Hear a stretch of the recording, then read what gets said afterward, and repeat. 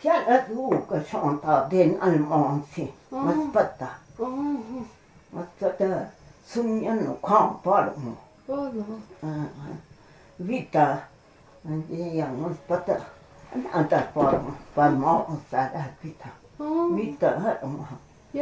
cho nó show là anh ta đã giờ để khen nó không bỏ hết mà nó còn ta tận nói lẽ anh ta chứ cô đã cầm cô chăm bảo là cái cô bảo tan ai thì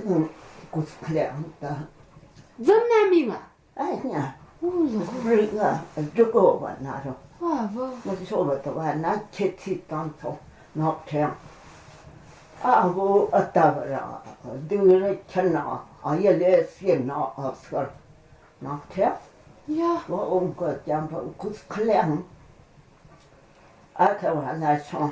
cái cô cái chế phía cái cần nhau nào rồi xin ông mà theo năm cái cô xong nó nằm bữa đấy giờ và cho chị đã biết cái bữa giờ phải cầm nhà thế mà em mà nói khăn ra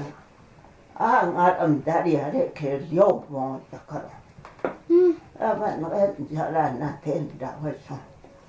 có một cái trong của chị nên ở những tiêm chút Osnia ta chỉ là xử lý ở cùng trong này gì cho lòng chắc là thu kê bị có cho lú do đủ nó có nó khang ta cái đó là gì mà nó khang ta chú mà về nó khang cả nó bụi đâm gì thằng chỗ nó khang phải nó show dari ở đây thằng nhất chất giả thì có phải cho bỏ nó mà thế sẽ lưu ý ở đủ tôi kết quả cho ai hiện thì chủ là ở đó mà chọn one chọn anh thì là thế sẽ tôi kết quả cho cú lon nó clear ở đó chết thật wow ông cứ sắm ta sẽ thấy mà em thì nó khó lắm sao mình chết sắp em mình chết còn tan nó khó tới chế bỏ nó tới